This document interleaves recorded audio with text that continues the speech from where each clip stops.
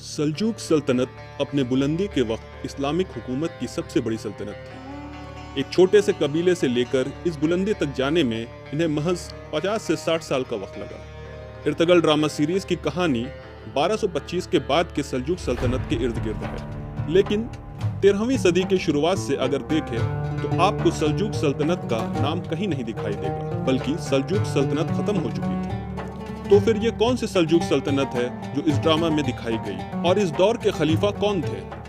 ऐसे बहुत से सवाल का जवाब आज हम आपको इस वीडियो के जरिए बताएंगे।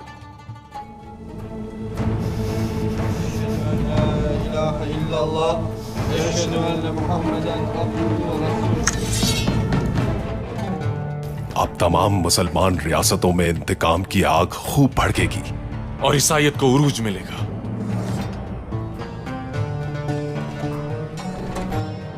सेल्जुक के सुल्तान अलाउद्दीन का पहला वजीर अपने अंजाम को पहुंचा।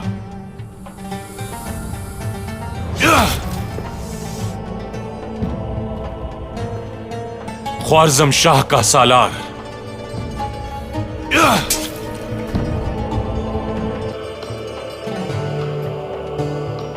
का सबसे अहम आदमी उमर।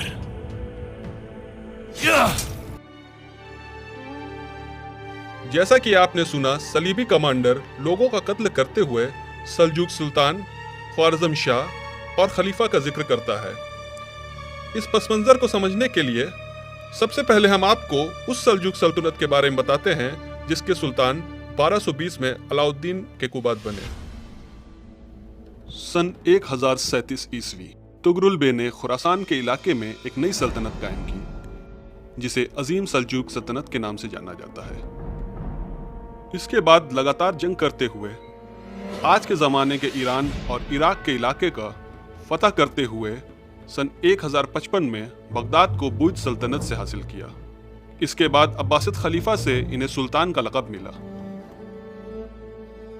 इनके मरने के बाद सुल्तान अल्प अरसलान ने अनातोलिया के सरहद पर बजंतीनियों से कई जंग की, जिसमें से 1071 में मंसीकट की जंग मील का पत्थर साबित हुई। मंसीकट की जंग में सुल्तान अल्प अरसलान के फतह के बाद करीब पूरा अनातोलिया ही कब्जे में आ गया था, और इसके बाद बहुत से तुर्क कबाइल अनातोलिया में बसने लगे। सन 1072 में अल्प अरसलान के मरने के बाद मलिक शाह सल्जूक सुल्तान बने। इसी बीच अल्प अरसलान के दूर के रिश्तेदार सुलेमान शाह ने अनातोलिया के बहुत से हिस्सों पर कब्जा कर लिया। सुलेमान शाह सल्जूक खानदान के कुतुलमिश के बेटे थे, जो कि अल्प अरसलान के वक्त में सल्तनत के दावेदार थे। सुलेमान ने सन 1077 में अनातोलिया में एक नई सल्तनत की नींव रख दी और बगदाद में खलीफा तक अपना पैगाम पहुंचवाया। रूम से सटे इलाके में नई सल्तनत कायम होता देख खलीफा ने सुलेमान को सुल्तान का लक़ब दे दिया, और इस तरह से एक नई सल्जूक सल्तनत कायम हुई, जो कि रूमी सल्जूक सल्तनत के नाम से मशहूर हुई। एक नई सल्जूक सल्तनत बनने पर मलिक शाह ने उसे अपने अधीन करने की पूरी कोशिश की, और 10 साल बाद सन 1086 में एक जंग में सुल्तान सुलेमान मारे गए और उनके बेटों को महल में कैद कर लिया गया। उसके 6 साल बाद सन 1092 में मलिक शाह की मौत के बाद सुल्तान सुलेमान के बेटे किलिच अरसलान कैद से रिहा हो गए और फिर से रूमी सल्जूक सल्तनत कायम कर ली।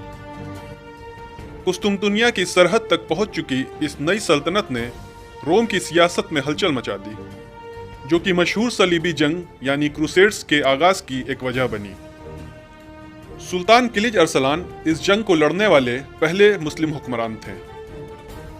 एक तरफ अपनी नई सल्तनत को मजबूत बनाने में लगे किलिच अरसलान इन जंगों में जीते भी और हारे भी, वहीं दूसरी तरफ मलिक शाह की मौत के बाद कमजोर पड़ती सल्जूक सल्तनत ने सलीबियों के हाथों जेरूसलम खो दिया, और कुछ अरसों बाद ही मक्का और मदीना से भी इनका अख्तियार खत्म हो गया।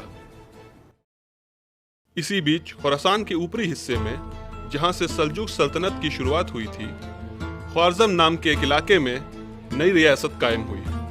इसी बीच ओमान और बगदाद भी सल्जूकों से आज़ाद हो गए, और कुछ अरसों में कमजोर पड़ती हुई सल्जूक सल्तनत पर कब्जा करते हुए 1194 में आखिरी सल्जूक सुल्तान तुगरुल तीन को जंग में कत्ल कर दिया। और उनका सर खलीफा के पास बगदाद भिजवा दिया। तुगरुल से शुरू हुई अजीम सल्जुक सल्तनत तुगरुल पे ही ख़त्म हो गई और उनकी जगह ख्वारिज़म के शाह ने ले ली। उधर मलिक शाह की मौत के बाद किलिज अरसलान के कई पीढ़ियों बाद सन 1220 में अलाउद्दीन केकुबात इसी सल्तनत के 10वें सुल्तान बने। अलाउद्दीन केकुबात के सुल्तान बनने के बाद की कहानी अर्तगल ड्रामा सीरीज में दिखाई गई है, लेकिन माजी में अगर इससे पीछे जाएं तो इन चारों सल्तनत का ताल्लुक अर्तगल की पैदाइश के पहले से चल रही काई कबीले की हिजरत से है।